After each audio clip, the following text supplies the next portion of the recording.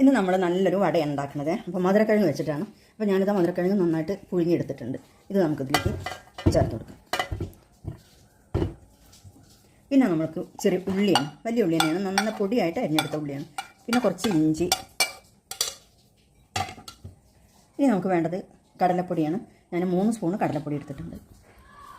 ഇനി നമുക്ക് കുറച്ച് പൊടികൾ വേണം. മഞ്ഞൾപ്പൊടി എടുത്തിട്ടുണ്ട്, മുളക് പൊടി എടുത്തിട്ടുണ്ട്. ഞാൻ പച്ചമുളക് ചേർക്കില്ല, കുട്ടികൾ കടിക്കണോണ്ട് ചേർത്തിട്ടില്ല, അപ്പോൾ നിങ്ങൾ ചേർത്ത് കൊടുക്കുക. പിന്നെ ഗരം മസാല, ഒരു നുള്ളു ഗരം മസാലപ്പൊടി, അതുപോലെ തന്നെ ഒരു നുള്ളു മല്ലിപ്പൊടി. ഇതിലേക്ക് കുറച്ച് മല്ലിയില, അതുപോലെ തന്നെ കുറച്ച് കറിവേപ്പിലയും കൂടെ കൂട്ടി അരിഞ്ഞെടുത്തതാണ് ഞാൻ. പിന്നെ നമുക്ക് ആവശ്യത്തിനുള്ള ഉപ്പും കൂടെ ചേർത്ത് കൊടുക്കാം.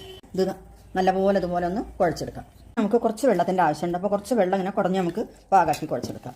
നമ്മുടെ എണ്ണ ചൂടായിട്ടുണ്ട്. ഇതിലേക്ക് നമുക്ക് നമ്മുടെ വട വെച്ച് കൊടുക്കാം. ഇതുപോലെ നമ്മൾ മുഴുവൻ. അപ്പോൾ നമ്മുടെ മധുരക്കിഴങ്ങിൻ്റെ വട റെഡി ആയിട്ടുണ്ട്. നല്ലൊരു ടേസ്റ്റുള്ള വടയാണ്. അപ്പോൾ എല്ലാവരും ഒന്ന് ട്രൈ ചെയ്ത് നോക്കുക.